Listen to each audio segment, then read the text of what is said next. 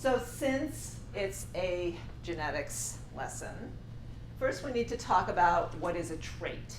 Today I'm gonna take the teachers in my group through a lesson that includes activating and building student background knowledge about the topic that we're going to study. We're going to do that through vocabulary. You have your graphic organizer. One of the concepts that we work with is tier 2 words. Tier 2 words are the words that you're going to see cropping up in text again and again and again, like factor, concluded, impact, and significance. In this particular text, we were focusing on some traits. So a definition for timid, I would consider myself a timid person.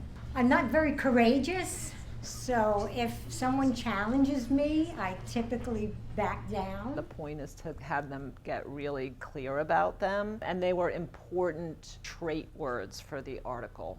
What's the difference between shy and timid, would you say? Well, a timid person interacts with other people, but they're very easily upset by things that happen, where a shy person isn't going to put themselves into the situation of interaction. Teaching the vocabulary is a way to start them thinking about this topic and considering this kind of broader question.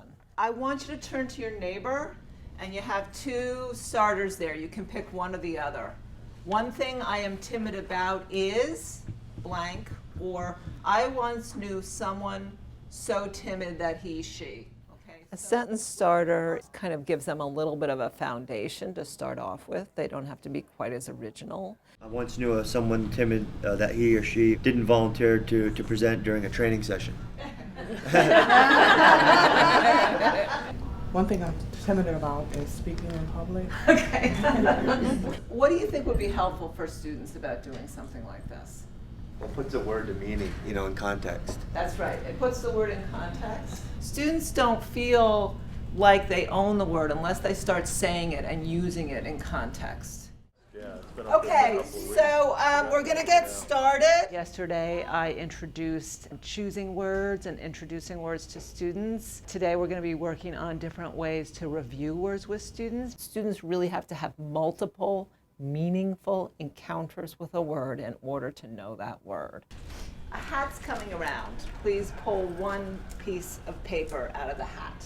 And so what we're going to do is a sample vocab review. Students need to encounter a word 7 or 8 times.